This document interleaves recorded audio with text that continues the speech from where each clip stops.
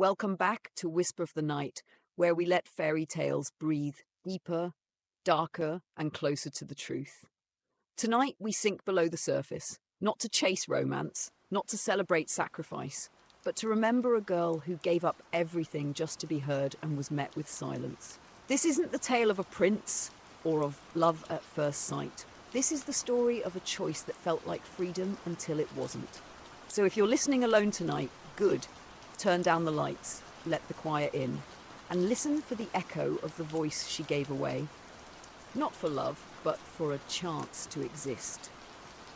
And before we begin, tap like and subscribe, because some stories deserve to be heard again, this time the way they always should have been told. Part 1, Beneath the Surface, a Kingdom of Silence and Secrets. Beneath the sea there was silence. Not the silence of peace, but of pressure. Dense, constant and unyielding. The kind of silence that presses against your eardrums, that settles behind your ribs like a second heartbeat. Down here in the deep, light was not welcome, and neither was change. The merfolk called it harmony, order, dignity. A sacred balance that had kept their kingdom alive for centuries.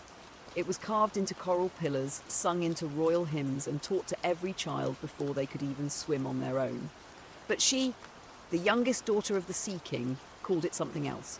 A cage. They never said it outright, of course. The rules were spoken softly, like lullabies laced with lore. Your voice is a gift, child. Use it to praise the sea. Beauty is duty.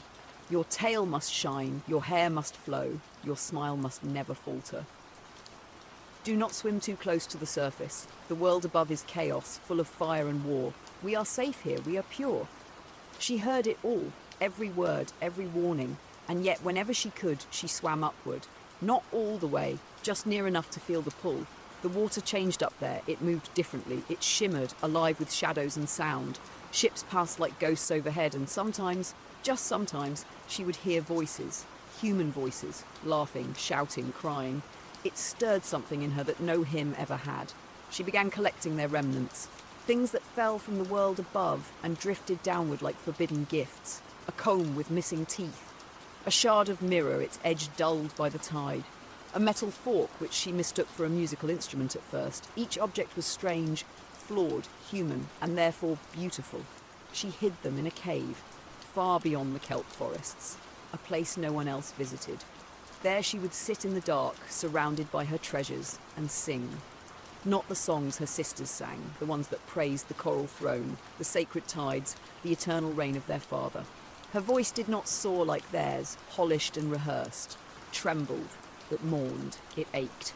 Her melodies were full of questions no one dared ask. Sometimes she imagined that someone might hear them, someone from above, that her voice might reach the world of fire and feet, and they would understand what she could not say aloud, but no one ever came. Her name was never spoken in court. She was referred to by birth order, not by character. The sixth, they would say, when she swam by. She had 5 older sisters, each more graceful than the last, their tails gleaming like gemstones, their laughter light and practiced. They wore pearls and spoke with perfect rhythm, their words careful and correct. They did not visit the surface, they did not question the hymns, they did not collect broken things. "You must stop this," one of them whispered once, when she caught the youngest hiding a human spoon in her braid. "They'll see it, father will know." "I don't care," she replied. "Yes, you do. You just don't know it yet." The Sea King was not cruel. He did not shout. He did not punish. His power was quieter than that, colder. It wrapped itself around the palace like seaweed, tight and inescapable. When he spoke, others bowed, not out of fear, but out of expectation. "You have a beautiful voice," he said to her once when she was very young. "Use it wisely. Use it only for what uplifts." She had nodded, as expected. But what if beauty wasn't obedience? What if her voice had something else to say? At night, she dreamed of walking. Not dancing at royal balls, not kissing princes or basking in sunlight. Just walking, barefoot. Somewhere no one knew her name or her purpose or the weight of the kingdom she came from. Somewhere she could be more than her tail and her voice. Somewhere she could be unfinished, unshaped. "Why do you stare at the surface?" her eldest sister asked one day, her tone clipped but not unkind. "Because it moves," she answered. "So does the sea. Not like that. The The sea bends and bows, the sky fights, crashes, burns. It doesn't ask permission. That's not freedom, that's danger. Maybe they're the same. Her sister sighed. You're young, you'll grow out of this. But she didn't. The world beneath the waves was not a paradise. It was beautiful, yes, the way fire is beautiful from far away. But for those born into it, there was no escape. Every mermaid had a role, every smile was curated, every melody approved. Individuality was tolerated only if it aligned with the chorus. She did not fit the chorus, so she sang alone. They said the humans were violent. They burned forests, they poisoned oceans, they worshipped gold and made war over land. Their legs brought them closer to ruin, not liberation. But they have voices, she whispered into her cave, and choices, and names. She had a name too, but it had been buried beneath titles and tradition. No one asked her what she wanted. They told her what she should become. You'll make a fine bride one day, her third sister had said. To who? She asked. Whoever father deems worthy. Worthy of what? Of your beauty, your song, your silence. She didn't want to fall in love. She wanted to fall out of the role assigned to her, out of the pressure to be graceful, out of the belief that her worth lay in how perfectly she echoed others. She didn't want a prince, she wanted freedom. But even her freedom was not her own. The more she swam to the surface, the more she realized that everything she imagined, everything she longed for, was a story someone else had told her. She had never walked on land, never spoken to a human, never tasted air, and yet she believed it was better. She believed they were freer because she had been told that her world was perfect and she knew it wasn't. So she assumed the alternative must be. And perhaps that's how dreams are born, not from truth, but from the absence of it. When no one tells you the full story, you start writing your own, filling the gaps with longing, painting paradise where only mystery exists. That was her story. Not a love story, not yet. A story of rebellion, of hunger, of a girl who believed that somewhere else she might finally become someone instead of being assigned someone to be. She pressed the broken shard of mirror to her palm, staring at her own reflection, not the perfection her sisters projected, not the serene daughter her father paraded, just her, salt in her hair, doubt in her eyes, and a question lodged in her throat, aching to be sung. The prince and the projection, a beautiful escape. The storm did not whisper, it screamed. Waves clawed at the sky as though trying to pull the stars into the sea. The rain struck the water in heavy fists, and the wind howled like a wounded god. Beneath it all, the surface churned with the fury of something ancient and wild. And in the middle of it, a ship was dying. From the rocks below she watched. Her sisters had long fled back to the safety of the palace, where thick stone and tradition shielded them from the noise of the storm. But she stayed, anchored just beneath the chaos, watching the way the wooden vessel fought to stay upright. Its sails ripped like wings in pain. Lightning illuminated human silhouettes scrambling across the deck, small, frantic, fragile. And then she saw him, not clearly, not yet. Just a flash of movement. A figure standing at the prow of the ship, soaked in rain, arms braced against the wind. He wasn't steering, he wasn't shouting orders. He was simply there, facing the storm, daring it. And she couldn't look away. The ship cracked apart moments later. The sea, no longer denied, swallowed it whole. Screams vanished under the waves, and she shot forward. She didn't think, didn't hesitate. Her body moved before her mind did. She had seen storms before, ships pulled into the deep, splintered and buried, but something about this one felt different. She dove into the wreckage, weaving through shattered beams and coils of rope, and then she found him, unconscious, floating. His limbs slack and pale, hair tangled with seaweed, mouth half open as if still trying to speak. His eyes were closed, his body twisted slowly in the current like a fallen star. She wrapped her arms around him and kicked hard toward the surface. He was heavy, too heavy. Humans always were, so solid, so stubborn.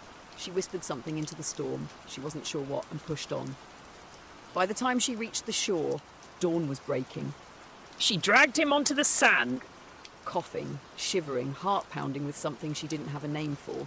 Up close, he looked different, younger, softer. His lips were cracked, his jaw scraped raw from the sea, and yet there was something still radiant about him, like his very existence burned with purpose. She stared at him too long, touched his face with trembling fingers, leaned close enough to hear the faint rhythm of his breath, and then she heard voices, human ones. She slipped back into the water before they arrived, hiding behind a rock just offshore. She watched as a girl ran to him, wrapped him in cloth, called out for help. He stirred, opened his eyes, and smiled, but not at her. She didn't sleep for days. The image of him stayed with her, etched into the inside of her eyelids, folded into every melody she tried to hum. She returned to the same shore again and again, but he was never there. She began collecting again. Not combs or mirrors this time, but scraps of story. She listened to the gossip of passing dolphins, the whispers of sea urchins, the drifting rumours shared by seabirds who dipped low enough to tease the tide.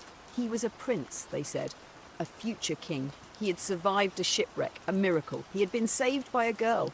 She had hair like sunlight, one gull insisted. He said she was singing to him. The youngest mermaid smiled bitterly. That was her. But it didn't matter. He didn't remember her. He had given her face to someone else. Someone safe, someone landbound, someone human. Still she returned to her cave, heart full of thunder. She didn't tell them at first. Her sisters noticed her silence, her long absences, the way her songs turned sharp with longing. Eventually one asked, and she told them. Told them everything, the ship, the storm, the boy, the breathless stillness of him in her arms.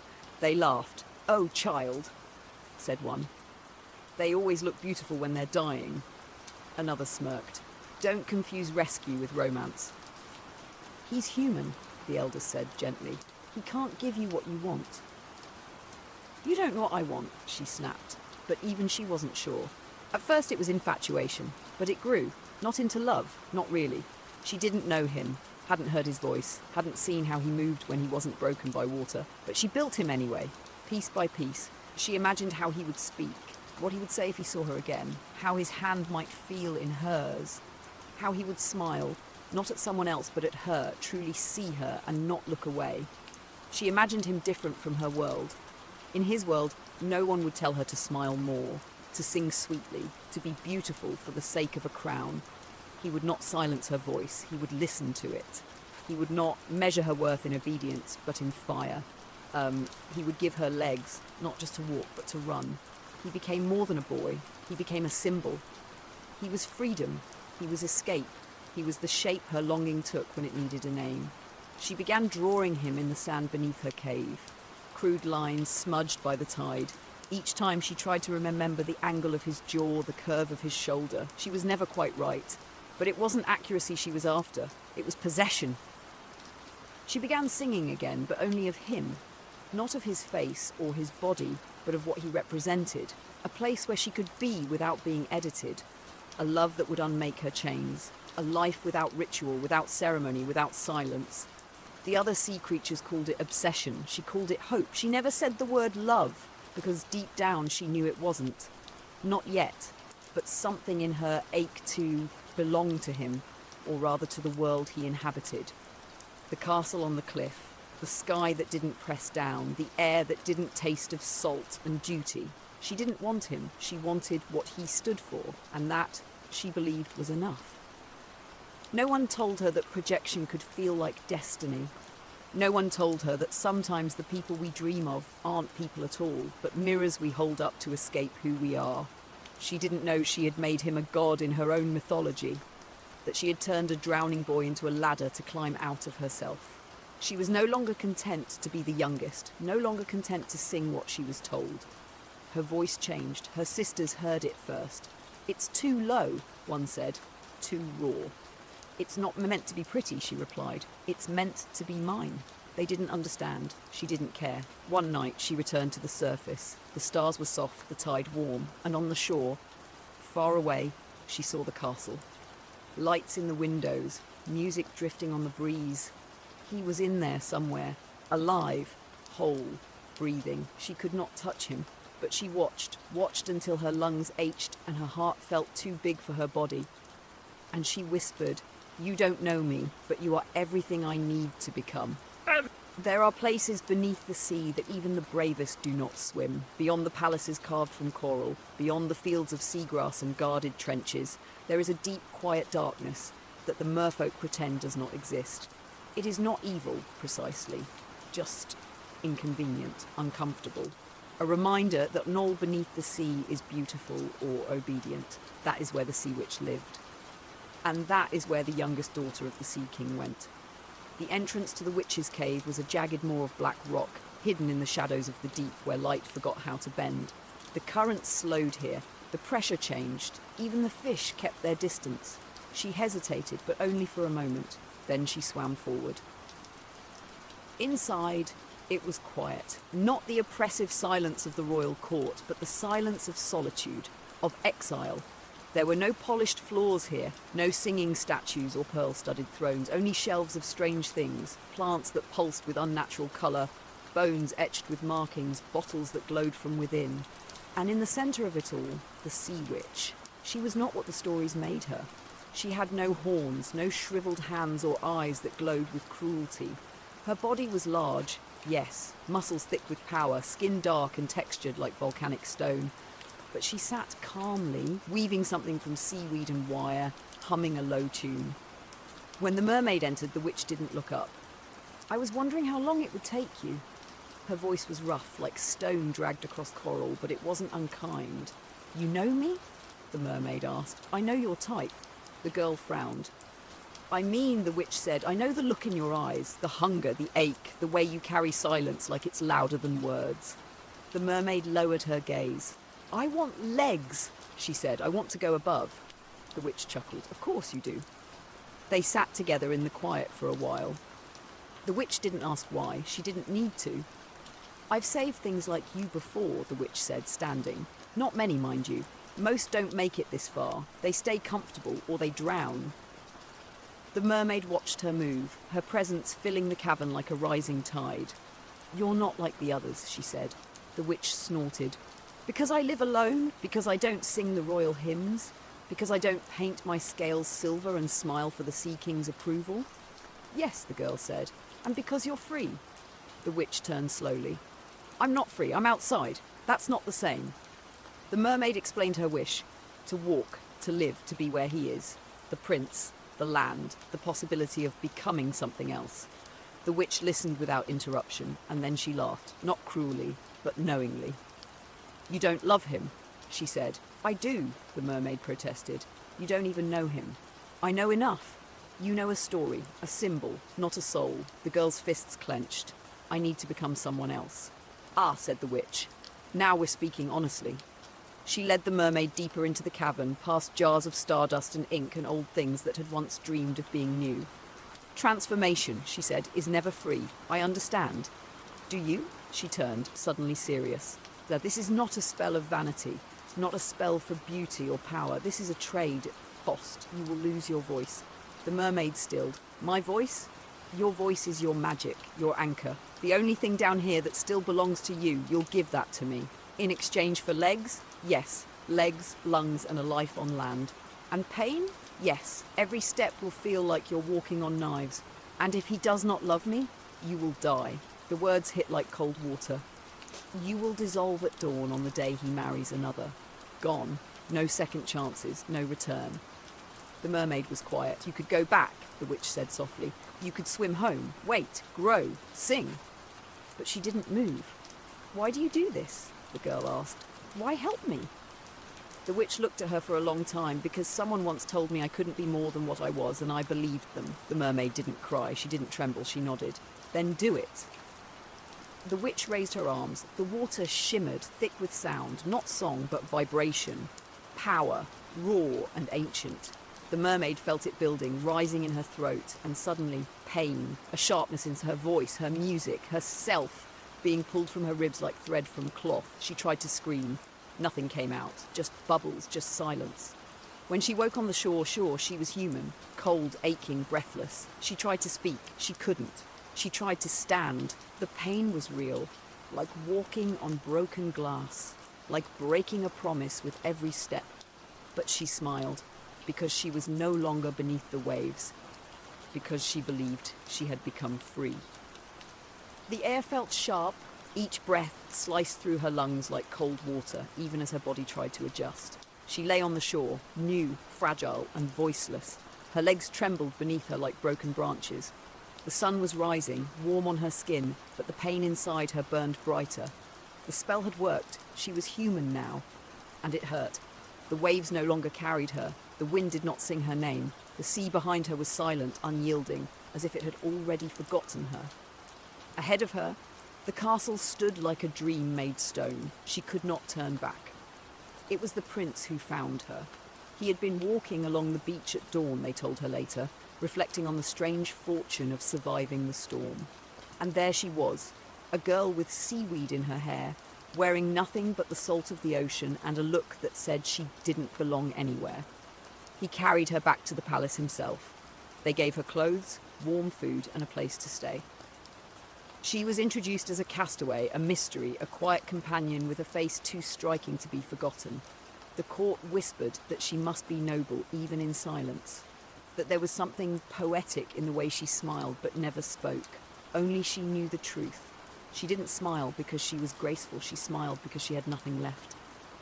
Learning to walk was agony. Each step was a blade. Her muscles burned, her ankles buckled. Her feet bled through fine shoes she had no practice wearing. But she didn't cry, couldn't scream. She laughed when others did, nodded when expected, learned to eat with a fork instead of holding it like a flute. She was determined to belong, but the more she tried, the more invisible she felt. The prince was kind. He would take her on long walks through the gardens, point out flowers she had only seen as drifting shadows on the sea's surface. He asked her no difficult questions. He smiled at her silence, mistaking it for mystery. He would play music for her and watch her eyes, as if hoping to catch some glimpse of recognition. She longed to tell him, "I saved you." But her throat held nothing but ghosts. Sometimes he would speak of the girl from the beach, the one who saved him, the one whose voice had called him back to life. "I keep looking for her," he said once, glancing out the window. "I hear her in dreams." Sometimes she looked down at her hands. They had once been webbed and powerful, perfect for slicing through water. Now they trembled from trying to hold teacups too delicately. He was looking for a voice that no longer existed, and she was trying to become a body that was no longer hers. The court adored her. They called her exotic, charming, a perfect ornament to the prince's quiet days. But no one knew her, not really. She was the mystery girl, the silent one. Some assumed she was traumatized, others assumed she was simple. No one asked her what she thought, what she remembered, what she missed, because to them, she was what she had made herself. Symbol. And symbols do not speak. She had traded her voice for legs, but it wasn't just her words that were gone. It was her language, her defiance, her music, herself. She wanted to scream when they dressed her in silk and pearls. Wanted to weep when they combed her hair into perfect coils and told her she looked fit for a queen. She didn't want to be a queen. She wanted to be seen. And worst of all was the pain. Not just the sharp knives in her feet, but the deeper ache, the quiet realization that no matter how perfectly she mimicked their smiles, their steps, their stillness, she would always be something other. They laughed without her, danced without her, talked about her in rooms where she was present but uninvited. She was not one of them, not anymore. But she was no longer part of the sea either. She was in between, nowhere. The prince never treated her unkindly. That was the cruelest part. He liked her, trusted her, confided in her. He even called her his dearest friend. But his heart belonged elsewhere, to the voice he remembered, to the image in his dreams, to a fantasy he had attached to someone else. Someone who, ironically, had been her. She learned one day, through court whispers, that he was to marry. A princess from another kingdom, beautiful, accomplished, vocal. The kind of girl who stood with both feet planted in the world. He understood. He was excited, nervous, hopeful. He turned to the silent girl who had stayed by his side all these months and said, "You'll be there, won't you? I want you beside me." She nodded, because that was all she could do. That night, she walked barefoot along the shore. The pain was different now. Not sharp, not searing, just heavy. She had given everything. And still, it wasn't enough. Not because she wasn't worthy, but because she had tried to become something she was not. She wasn't rejected. She was simply misplaced. Once, she had dreamed that the surface would give her freedom, that a prince would give her identity, that love would give her meaning. but none of those things could be given. And nothing that required her silence had ever truly belonged to her. In the distance, the waves still moved. They did not call to her. They only watched. The sea did not mourn her. The land did not know her. She belonged to neither. She stood at the water's edge. Her feet bled into the sand. Her heart beat softly, like a thing preparing to let go. Freedom or disappearance. The wedding was in 2 days. The castle buzzed with silk and gold and the scent of new arrangements. Courtiers rehearsed their smiles. Musicians polished their instruments. Every hallway brimmed with anticipation. But inside her there was only silence. The prince had told her gently, with kindness, with warmth, with that same softness he had always shown her, reserved not for equals, but for things he did not expect to understand him back. "I found her," he said, his eyes alight, "the one who saved me, the one I dreamed of." She had stood there, silent, smiling, dying. That night the sea returned, not in waves, but in figures, 5 of them. Her sisters. They rose from the water like shadows pulled by memory. Their hair was shorter, their eyes heavier, but their hands still reached for her with the gentleness of childhood. She could not speak, but her eyes asked the question, and they answered. They had gone to the sea witch, given her their hair, the symbol of their pride and beauty, in exchange for a way to save her. A dagger, silver, smooth, still wet from the deal. "Kill him," they said without cruelty, "before dawn, and you will return to us. The spell will break, your pain will end." She held the blade. It was light, too light, like a lie. She walked back to the castle with it hidden in her dress. She felt no hate, only an emptiness so vast it ached. That night, the prince slept in peace. His bride-to-be lay beside him, her breath slow, her hand resting lightly against his chest. He looked young in sleep, human, mortal. She stood over him for a long time. The dagger trembled in her grip. The sea witch had warned her. Everything has a price! Her sisters had begged her, "Come home!"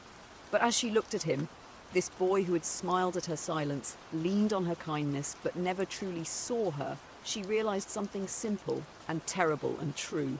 Killing him would not bring her back. It would only complete the cycle. Sacrifice for love, silence for approval, violence for salvation.